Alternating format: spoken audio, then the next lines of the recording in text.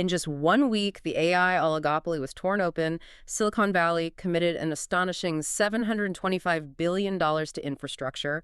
Elon Musk took the stand in a multi-billion-dollar trial. And the Pentagon chose its ultimate AI allies. I mean, it's the kind of week that permanently rewrites the foundation of the entire technology sector. Most absolutely. We're looking at a fundamental shift in how capital, computing power, and, frankly, geopolitical leverage are distributed. Yeah, and we are going to break down exactly how all of those pieces fit together for you. To anchor us, today is Sunday, May 3, 2026. Right.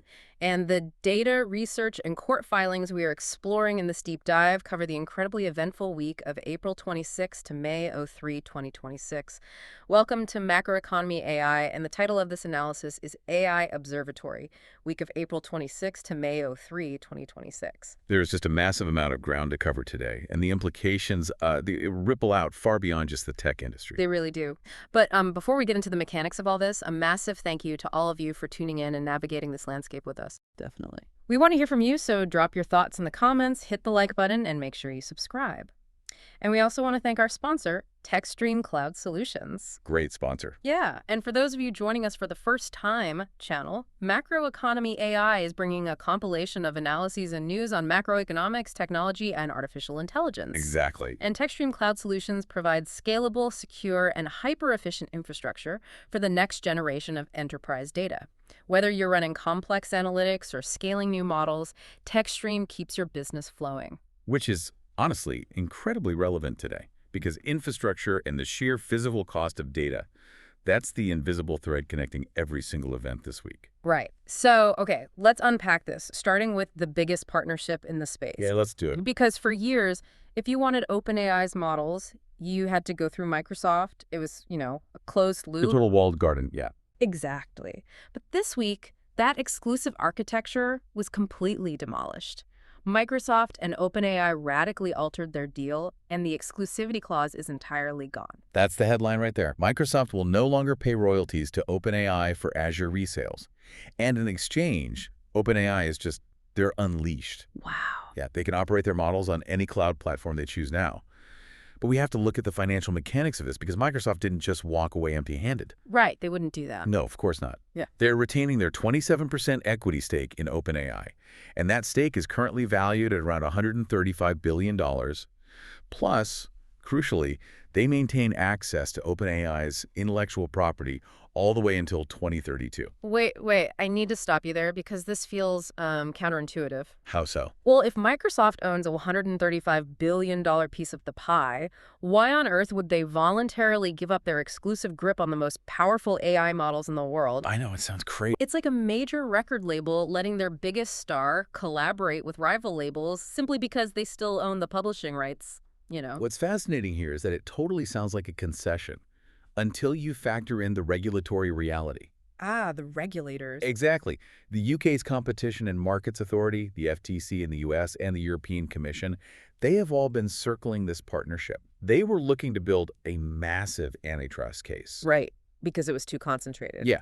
So by unbundling the ecosystem and allowing OpenAI to operate freely, Microsoft instantly diffuses a huge amount of that regulatory heat. Oh, wow. It is a phenomenal financial hedge. Microsoft secures its incredible equity value, but they no longer have to monopolize the cloud processing to benefit from OpenAI's growth. And OpenAI took absolute advantage of this immediately. I mean, within 24 hours of this restructuring, they launched GPT 5.5, GPT 5.4, Codex, and managed agents directly on Amazon Bedrock. Which is a huge pivot. Huge! And this is where it gets real for you, the listener, if you work in enterprise tech.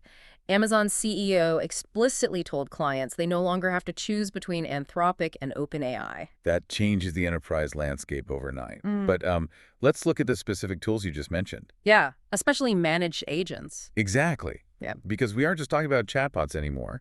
A managed agent is an AI system that is given permission to actually execute tasks across a company's software. Like taking action on its own? Yeah, it can read an inventory deficit, generate a purchase order, and execute the payment without human intervention. Wow. So OpenAI putting those agents on Amazon's cloud means they're deeply embedding themselves into the operational backbone of global commerce. And their corporate charter is shifting to match that aggressive commercial reality, right? I mean, OpenAI completely replaced their founding 2018 principles this week. Yeah, that was a quiet but massive update. If you read the old charter, it was totally obsessed with AGI, artificial general intelligence, as this philosophical North Star. But the new charter, it drops AGI as the primary focus.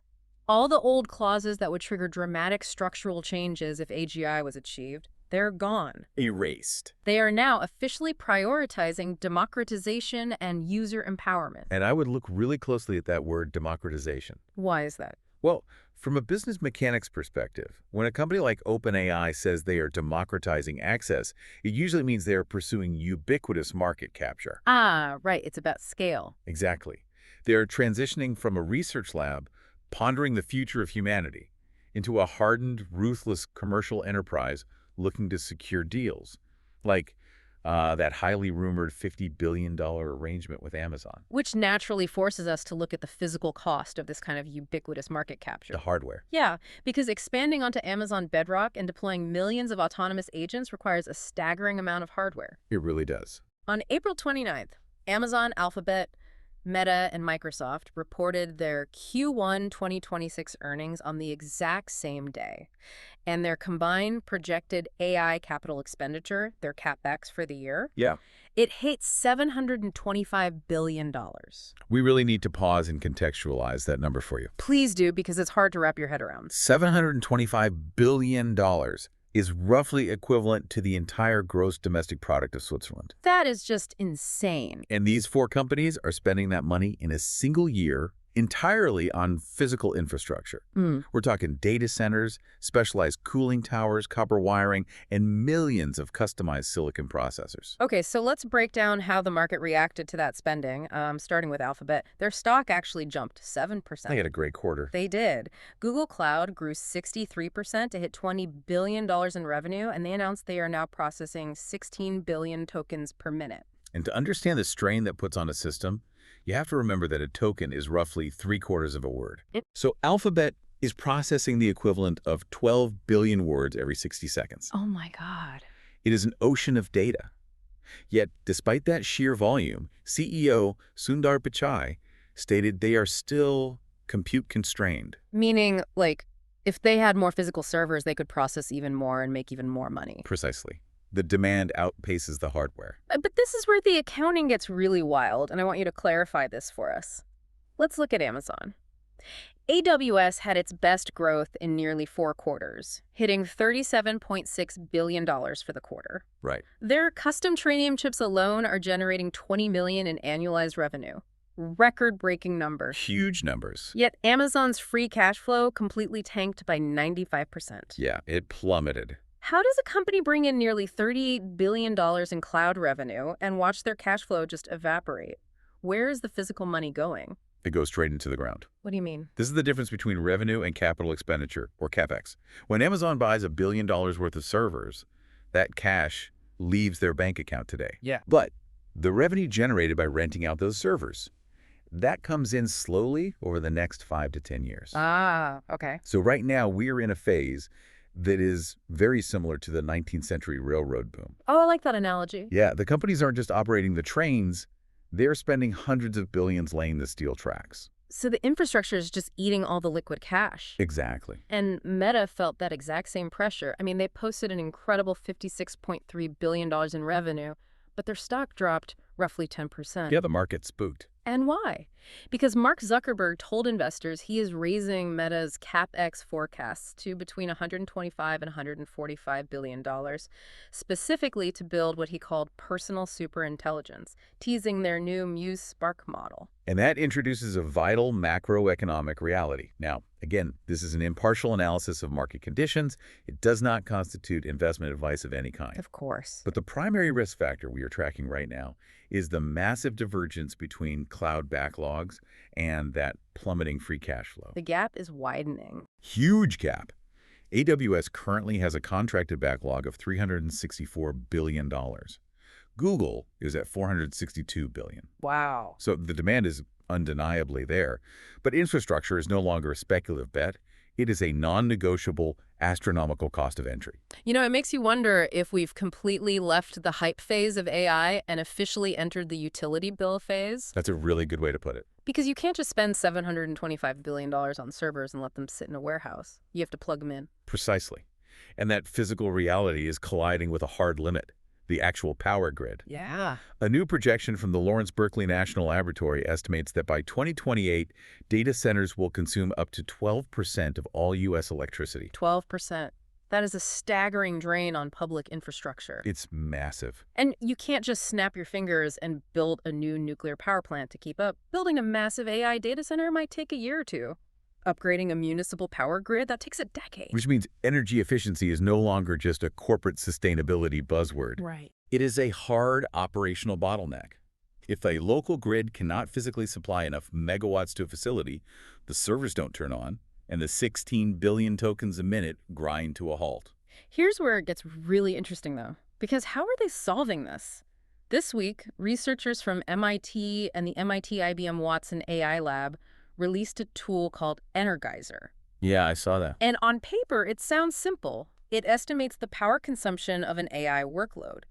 But why is it so critical to use AI just to read a power meter? It comes down to latency and dynamic allocation. Okay, unpack that. Historically, if a grid operator needed to know how much power a data center was going to pull, they had to run simulations that took hours, sometimes days. Which is way too slow. Way too slow. And because of that uncertainty, they had to hold massive amounts of electricity in reserve, essentially wasting power, just in case the data center spiked. Okay. Energizer changes that mechanism completely.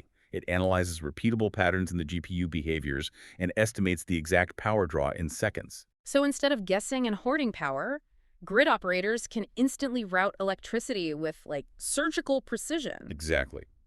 When you are managing a potential 12% drain on the national grid, second-by-second analytics are the only way to prevent localized brownouts. That's wild. They're literally having to build AI tools just to manage the physical power consumed by the AI itself. It really highlights how this virtual technology is hopelessly tethered to the physical world of copper wires and cooling fans. It really is. But the constraints on AI aren't just physical, they are profoundly legal. The tension between old legal frameworks and the sheer velocity of AI commercialization just exploded in the courts this week. Yeah, we saw two massive collisions on that front. The first being the trial of Elon Musk versus OpenAI in California. Right. Musk, who helped found OpenAI and donated around $44 million in its early days, took the stand. He did. And he is suing to have $130 billion returned to the nonprofit wing of the organization, and he is demanding the current leadership be removed. It's a huge lawsuit. And in court, he didn't mince words. He called it the biggest charity heist in history. And the defense from OpenAI's legal team was equally aggressive. What did they say? Well, during cross-examination, they entered emails from 2017 into evidence, where Musk himself allegedly endorsed the idea of transitioning OpenAI to a for-profit structure. Wait, really? Yeah, provided that he was the one who maintained control of the organization. Wow. It is a fascinating legal knot. I mean, how do you govern a hybrid organization where a charity effectively controls an $800 billion commercial titan? You really can't. Right. The legal frameworks we have for charities were designed for local food banks and research endowments, not for entities generating the GDP of a small nation. The law is simply struggling to interpret these new mechanisms of wealth generation. If we connect this to the bigger picture, we're seeing that exact same systemic failure in a completely different sector. Which one? Copyright law and journalism. Yes. The Cade versus Google antitrust case in Brazil. Exactly. This entire lawsuit hinges on a mechanic called zero-click searches. Right. And for you listening to fully grasp the stakes here, we have to look at how a zero-click search fundamentally breaks the internet's hyperlink economy. Break it down for us. Traditionally, you search for a news event, you click a link, you visit a publisher's site, and they serve you an ad. And that ad pays for the journalist. Precisely. But with an AI overview, the AI reads the publisher's article, synthesizes the information, and serves you the answer directly on the search results page. So you get your answer and you never click the link. You never click. The Intercept Brazil highlighted a study showing that news sites could lose 20.6% of their total traffic precisely because of this mechanic. It's a massive hit to their revenue. The publisher pays the cost of the journalism, but Google's AI extracts the value. And the reason legacy copyright law is failing to protect these publishers is because the AI isn't technically copy-pasting the article. Right, it's learning. Yeah, it is learning from it and rewriting it, which exploits a massive legal loophole. Which places media companies in an impossible position. They are facing an existential threat to their revenue. Totally. And while there is a collective antitrust push in Brazil to fight this, we saw major outlets like Estado de São Paulo and Folha de São Paulo break the collective ranks this week. Because they can't afford to wait years for a court decision. Exactly. They went ahead and signed individual licensing deals to allow Google's Gemini to train on their specific content. It is a textbook collective action problem. The legacy frameworks of journalistic monetization are just crumbling under the sheer efficiency of generative AI. It's sad, but true. These media outlets are being forced to choose between fighting a prolonged, expensive legal battle or securing an immediate, individual payout from the tech giants just to survive the quarter. It is pure survival mode. But while corporations, media outlets, and billionaires are fighting in civil courts, the ultimate leverage in this space is quietly and forcefully being consolidated by the nation-state. And that brings us to a highly consequential move by the U.S. Department of Defense this week. Yes, this was huge. The Pentagon signed sweeping agreements with 8 major technology companies to deploy artificial intelligence on declassified military networks. They drafted the heavy hitters. The list includes AWS, Google, Microsoft, OpenAI, SpaceX, NVIDIA, Reflection, and Oracle. A massive roster. All of this is being fueled by a piece of legislation known as the One Big Beautiful Bill Act, which is explicitly designed to turn the U.S. Army into an AI-first fighting force. But when you look at that list of 8 companies, there is one major player conspicuously missing from the roster. Anthropic. Yeah. And their exclusion is an incredibly loud geopolitical signal. Why is that? To understand why, we have to look back to February when Anthropic formally refused to grant the Trump administration unlimited military access to their Claude model. They took a hard ethical stance on how their models could be deployed in combat scenarios. They did. And the response was swift. The administration subsequently declared Anthropic a supply chain risk. Now, fast forward to this week's Pentagon announcement, and we are seeing the direct economic consequences of that label. It is a stark demonstration of how the government is actively consolidating leverage over the AI industry. So what does this all mean? Well, impartially speaking, by distributing massive, highly lucrative defense contracts fueled by this new legislation, the state is effectively picking market winners and losers. Right. Anthropic's direct competitors are being handed immense revenue and deep integration into government infrastructure, while Anthropic is entirely excluded based on their non-compliance with national security demands. It reveals the staggering economic penalty a company faces for drawing a line in the sand regarding military AI use. It certainly does. Whether you agree with Anthropic's ethical stance or the administration's national security mandates, the reality is that the state is utilizing its massive purchasing power to shape the entire trajectory of AI development. It perfectly encapsulates the forces at play this week. We are watching the underlying structure of the next decade being built in real time. Yeah, right before our eyes. Through corporate restructuring, the commitment of hundreds of billions of dollars to physical infrastructure, precedent-setting legal battles, and the profound influence of military contracts, the rules of the AI era are being written right now. We've seen a $725 billion infrastructure bet, a radical unbundling of the biggest AI alliances, and the Pentagon actively drafting its technological allies. It's a lot to process. It is. So here is a final thought for you to mull over as you digest all of this. If computing power is the new oil, and the federal government is already picking which refineries get the massive contracts, what happens to the innovative startups and open source creators who simply cannot afford a seat at that table? It's a great question. And before we go, a quick reminder. This material is a compilation of open projections from third-party sources and is purely informative and educational. It presents no ideological bias. It does not constitute investment recommendation or financial advice of any kind. Projections are subject to frequent revisions based on new information, external facts, and evolving narratives. Likewise, past performance is no guarantee of future results. Thank you so much for breaking down the mechanics of all this with me today. And a massive thank you to all of you for listening, for challenging these ideas, and for diving deep into the data with us. Yes, thank you all. That was today's Macroeconomy AI. We'll leave it here. You all stay well and keep an eye out for our new broadcasts. Subscribe to our channel, access the links, and follow Macroeconomy AI on social media. Bye. Bye.